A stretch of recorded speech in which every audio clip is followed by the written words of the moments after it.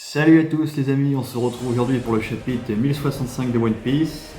Et autant dire que celui-là il claque. Donc il s'appelle les 6 Vegapunk. Donc comme son nom l'indique, là c'est facile, on voit les 6 versions avatar de Vegapunk, je sais pas si on peut dire ça comme ça.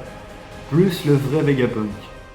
Parce que là, Ishiroda cette fois il a vraiment mis le Docteur Vegapunk en dessous.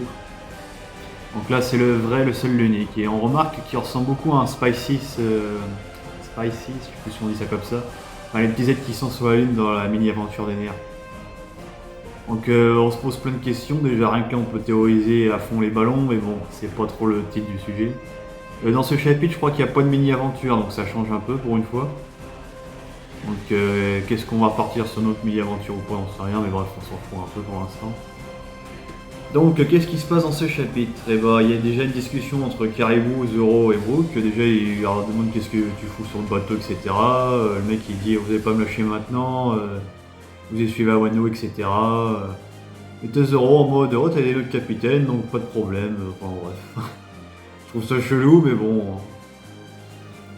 Pour un peu ça va être leur membre d'équipage à part entière Caribou. Hein. Ça serait un peu chelou et ça me dégoûterait mais bon bref.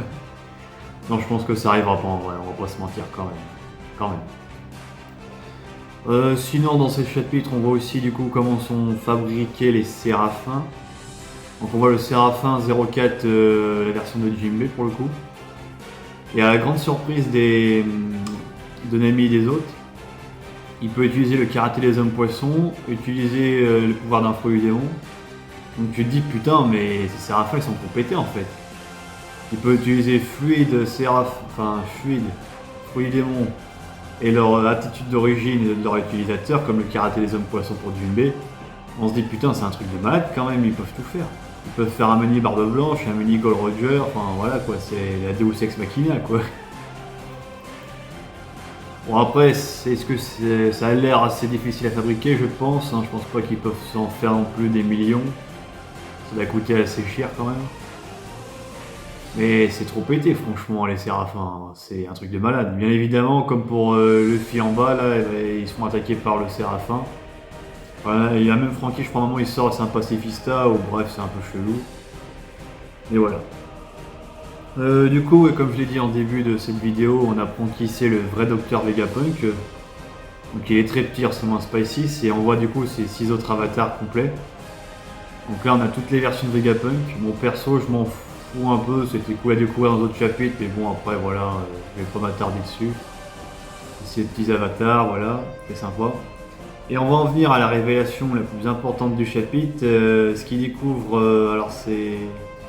À un moment, il parle d'un ancien royaume. On ne sait pas si c'est du coup l'ancien royaume qu'on nous évoque, que nous avait évoqué Crocus il y a de ça des milliers de chapitres en arrière. Je pense pas qu'il fait allusion à Loftel, mais ça doit avoir un rapport où on n'est pas trop loin parce qu'il dit que c'est un royaume qui existait il y a 900 ans et pas 800 ans comme le siècle oublié. On remarque, ça voudrait dire que ça a été construit avant le siècle oublié, au début du siècle oublié en fait. Donc ça pourrait faire une corrélation intéressante. Et il nous explique que c'est du coup de l'ancienne technologie très avancée qui existait il y a 900 ans à l'époque et qui reprend un peu des choses dedans en fait. Donc déjà ça explique pourquoi il est en avance sur son temps. Parce qu'on se dit quand même, le mec, tout le monde dit qu'il a 300 ou 400 ans d'avance, je sais plus, enfin bref. Donc ça prouve bien qu'à une certaine époque ils étaient vachement évolués. Ça reprend un peu la légende de l'Empire de Mu, pour ceux qui ont suivi les cités d'or, le Mur et l'Atlantide, où du coup les deux civilisations avaient des technologies très très avancées, mais qui sont autodétruites et qu'après l'humanité a un peu régressé. Je pense que dans One Piece ou même dans le monde réel, c'est un peu ça en fait. C'est un peu l'histoire qu'on nous raconte là. J'ai toujours du mal à voir où on va aller avec cet arc-là de Ekdeg. Parce qu'ils disent ouais, que c'était une île qui ressemblait un peu à Ekdeg, avancée sur son temps il y a 900 ans en arrière. J'ai toujours du mal à voir où on va en venir en fait. Si c'est juste un petit passage qu'ils font sur Ekdeg, les Mugiwara, ou s'il va y avoir un truc de malade sur cette île, je sais pas. Mais c'est tout ce qui se passe dans ce chapitre, c'est uniquement concentré sur Ekdeg, du coup on n'a pas la suite du combat entre Barbe Noire et Law. Ni sur les autres dans le Nouveau Monde pour l'instant. Donc j'ai rien à rajouter de plus sur ce chapitre les amis, je vous dis à très bientôt pour une prochaine vidéo. Ciao!